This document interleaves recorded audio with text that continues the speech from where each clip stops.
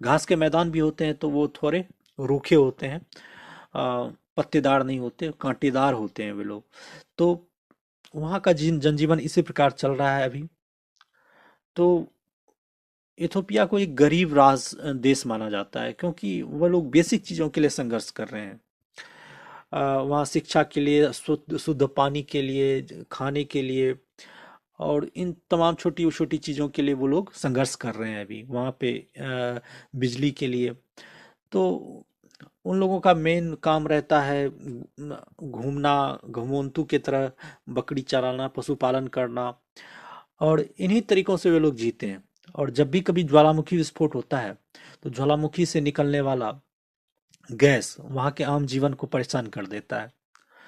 क्योंकि जब ज्वालामुखी से गैस और लावा निकलेगा तो उसमें से बहुत सारा सल्फर डाइऑक्साइड गैस निकलता है।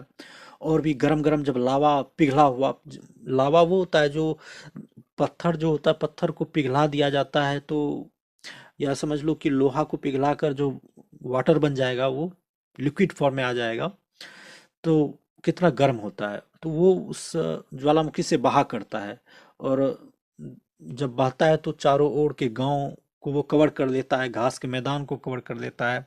वहाँ रहना मुश्किल हो जाता है। वहाँ से जो ऐस निकलता है, राख निकलता है, उसमें सांस लेने से जहरीली हवा से मृत्यु भी हो सकती है। तो इन्हीं कठिन परिस्थितियों में अपार जनजाति के लोग वहाँ रह रहे हैं। तो चर्चा में इसलिए ये आया क्योंकि 12,000 साल बाद ये विस्फोट हुआ।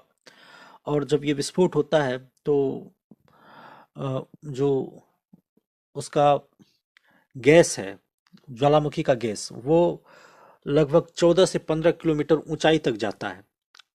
और उसमें बहुत सारे कण होते हैं जो राख के माध्यम से ऊपर उठते हैं।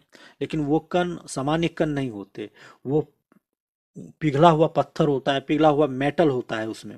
अगर वो जब हवाई जहाज वहां से क्रॉस करेगा तो उसके पंखे में जाकर उसे जाम कर सकता है, इंजन फेल कर सकता है। तो जब ये ज्वालामुखी फटा तो एयर इंडिया को और बहुत सारे विमान कंपनियों को अपना रास्ता बदलना पड़ा या फिर विमान रद्द करना पड़ा।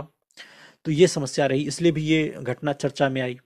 तो मैंने इसे जानना चाहा कि आखिर ये हाईली गुब्बी है क्या, और ये इथोपिया कैसी जगह है, और इसलिए मैंने इसे जानने की कोशिश की। तो पिछले दिनों जो दिल्ली में प्रदूषण की बात चल रही थी, तो 23 नवंबर को 2025 को ही ये हाईली गुब्बी विस्फोट हुआ था, जिसके कारण उसका जो राख है वो भी भारत और